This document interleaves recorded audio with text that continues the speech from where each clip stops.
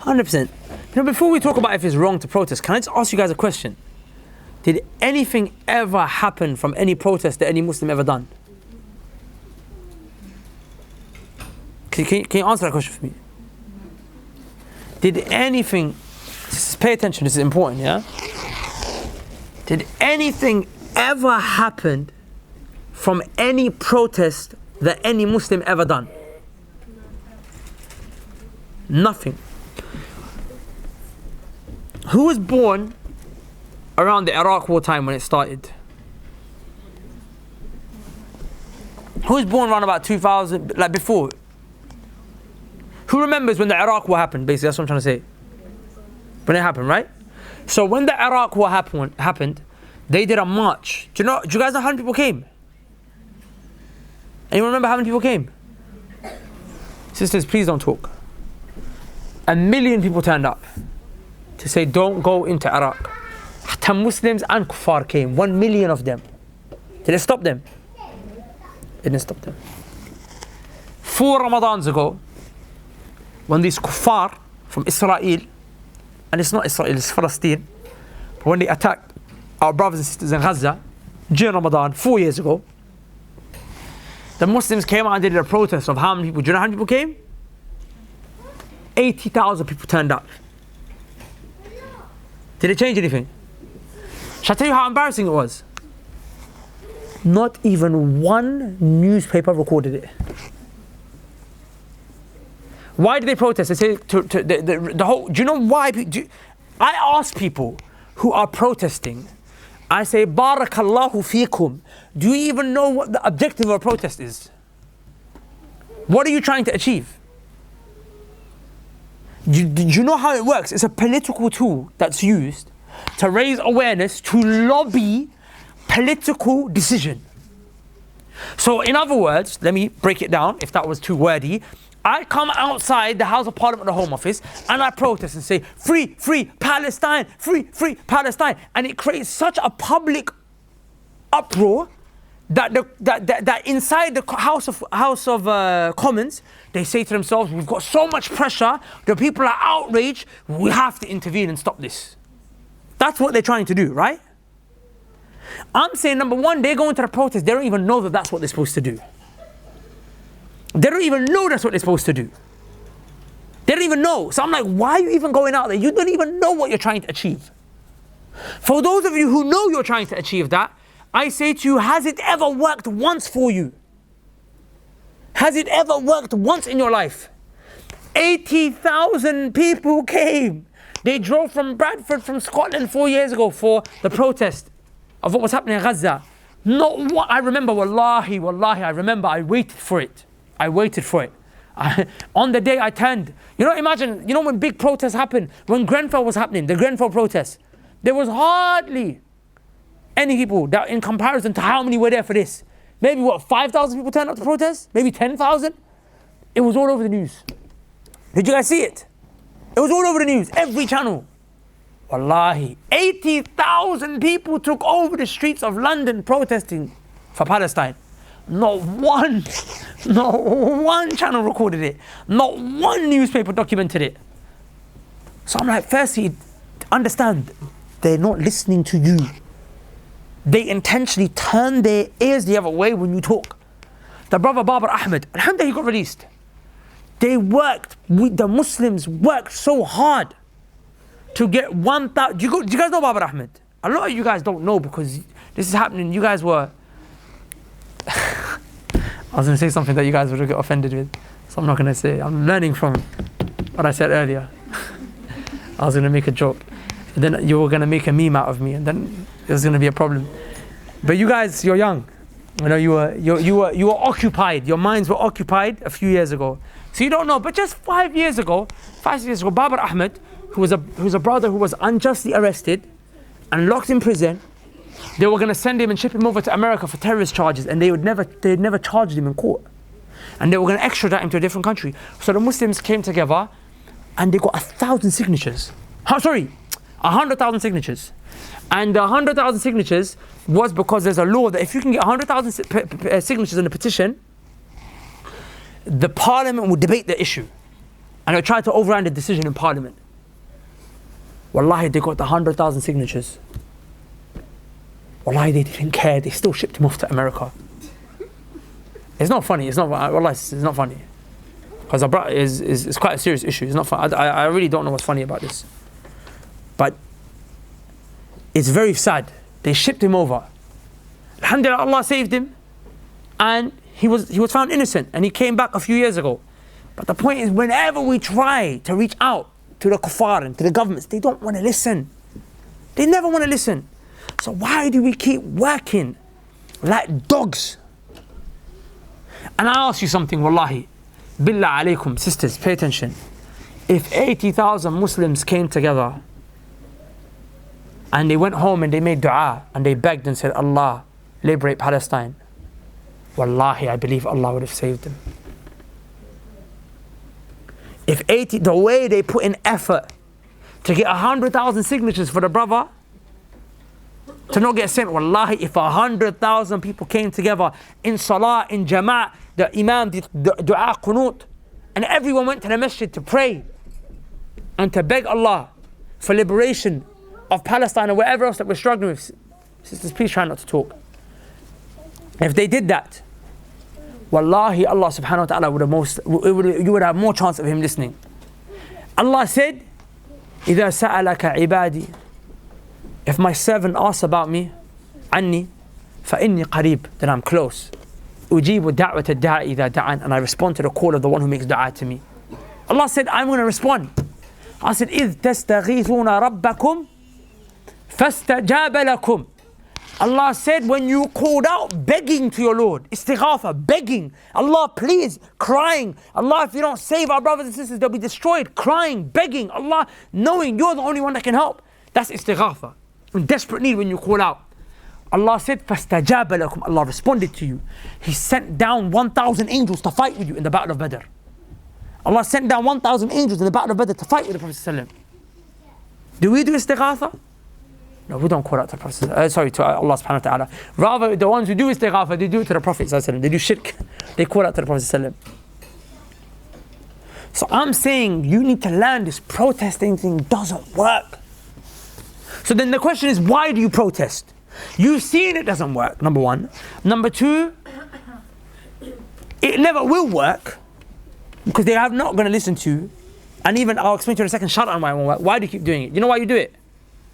And so it's going to be a tough thing that I'm going to say. But you have to be a bit tough, right? You do it because it's to satisfy your own selfish, your own guilt. Because you see bombs dropping on our brothers and sisters, you feel guilty that you're not doing anything.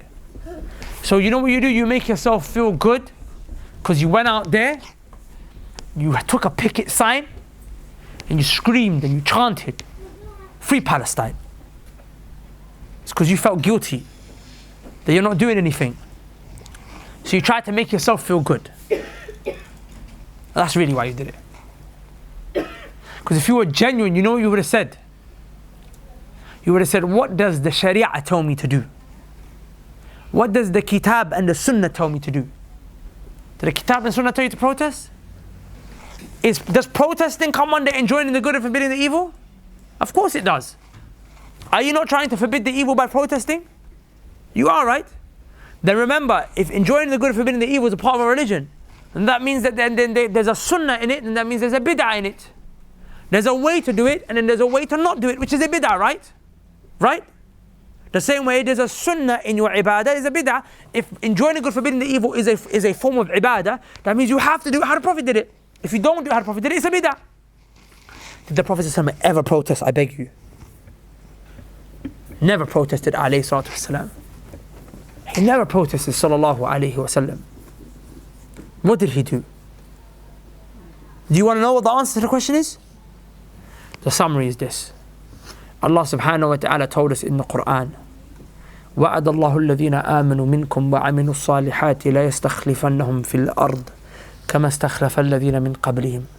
Allah said, Allah makes a promise to those who believe and do righteous actions that He will give you khilafah on the earth. He will give you strength on the earth. He will make your religion established that He has prepared for you. And He will change your state of fear to a state of safety and security.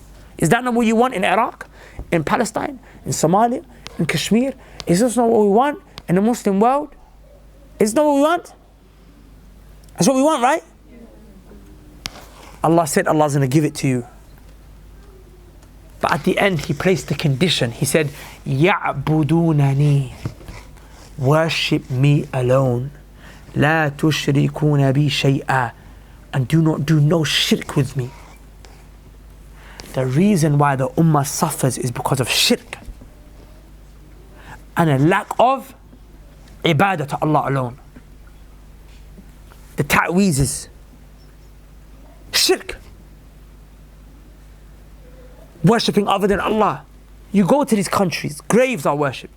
They deny Allah's names and attributes. All sorts of problems happen.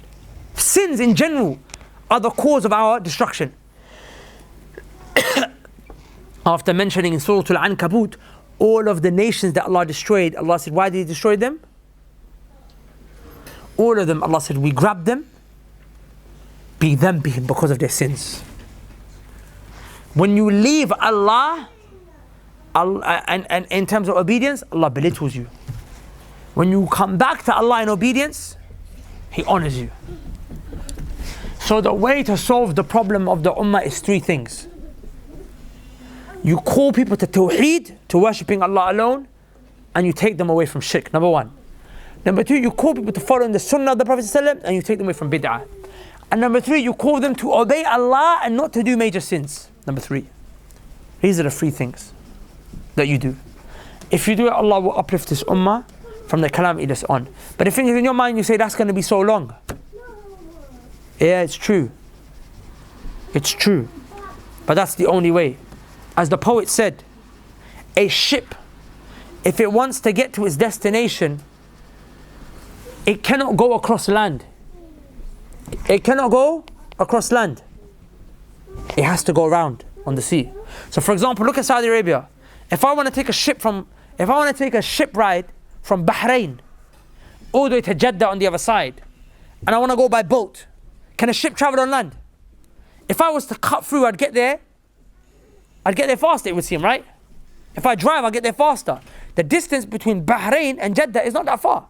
But if I want to take a ship, I've got to go all the way around. I've got to go all the way around. Is it going to be longer? But that's the only way. Because a ship does not sail across the land, it sails across the sea. So the same way, Allah set a vehicle for you. The vehicle is tawheed and obedience to Allah. And that is what is going to get you to your destination. Come on, wallah, don't you think? The Battle of Badr. How much kuffar were there? 1,000. They had camels, horsemen, archery, swords. The Prophet ﷺ had, I think, 1 camel and 2 horsemen, that's it. Only 300 men. They didn't even have weapons. Some of them were fighting with branches from the tree. They didn't even fighting with swords. How did they win? And we've got Muslims today who got so much and they still can't win. What's the difference between the two? It was the heart. It was the heart. The heart was filled with tawheed. It's filled with tawheed. Because what did Allah say? Allah said, after He mentioned, we sent down angels to fight with you. And the angels are fighting. And the Sahaba themselves are fighting. What did Allah say? He said, وَالنَّصْرُ مِنْ عِنْدِ اللَّهِ. Allah said, the victory was from Allah. Meaning your swords didn't bring you victory. Your strength didn't bring you victory. The angels didn't bring you victory. Allah did. And the reason why the Sahaba were given that is because they knew Allah is giving me victory. But when you go and protest, you believe you have power. You believe I can do something. You don't want to take the route Allah took. You want to do it. You're more concerned with numbers. Can I get numbers? How many man can come to the protest? Let's get every man to come to the protest. Did you know aslan in the Sharia, numbers has no weight.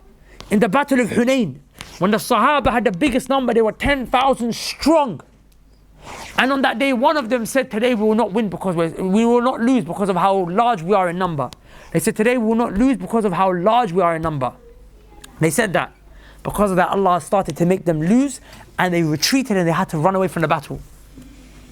And Allah said, remember on that day when you were amazed with your number. To show you numbers, the victory's got nothing to do with numbers. The victory's got to do with the hearts. The battle of Yarmouk. Do you know about this battle? The battle of Yarmouk. There was 20,000 Muslims only. Khalid ibn Walid radiallahu anhu was leading the battle against the Romans. How many Romans were there? Do you know? 120,000. These are barefooted Arab Bedouins from the desert. They were camel herders a few years ago. Now they're fighting against the legions of the Roman army with all of their technological advancement and their rankings and everything and their military prowess. And there's 120,000 of them. 20,000 took them out. The Battle of Qadisiyah, when they took over the Persians, there was 40 to 60,000 Persians and only 20,000 Muslims, and they still overcame them. It's got nothing to do with numbers. It never has. Those men who were there the night before they would fight, the night before they would beg, they would say, Allah, we're going in for your sake. We're doing this for you. We want your word to be high. We want to liberate those who are oppressed. We want to rid the world of dhulm, and the greatest oppression is shirk. Ya Allah, give us victory. They all did that the night before. They went in. But we want victory. You're out there saying free Palestine, and when you're protesting, you're touching a guy. He's bumping up against you. He's bumping up against you. How many girls went out to the protest? Free Palestine with makeup on. Allah's going to give you victory, sister. You want Allah to liberate the land of the Muslims. You couldn't even liberate your face. Do you understand? So this is something, wallahi, is a problem, man. After the protest, a brother came up, sister, he said, like, he started talking to her. She probably got a boyfriend at home, or probably DMing a guy at home. And she's out there thinking she is going to bring victory. And she actually has the audacity to come home like she feels like she's done something. Rather, all she has on her scale is sins. It's haram. It's a bid'ah in the first place, and then all the sins that come after it. Wallahu ta'ala alam. Hey guys, I really hope that you benefited from that video. Before you go, I want to ask you a really important question. Have you guys ever thought about studying Islam and seeking knowledge? If not, then I want you to reflect upon this hadith of the Prophet sallallahu alaihi wasallam. The Prophet said that seeking knowledge is obligatory upon every single Muslim. Of course, that doesn't mean you have to be a scholar, but you have to know the basics in order for you to be the best possible slave and worshipper of Allah that you can possibly be. So we decided to provide a solution for this.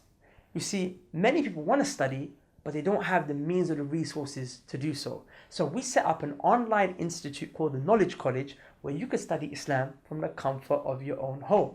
So if you want more information on the Knowledge College and you'd like to sign up, go to the link below, check out the website, and hopefully we'll see you on the other side. Assalamu alaikum.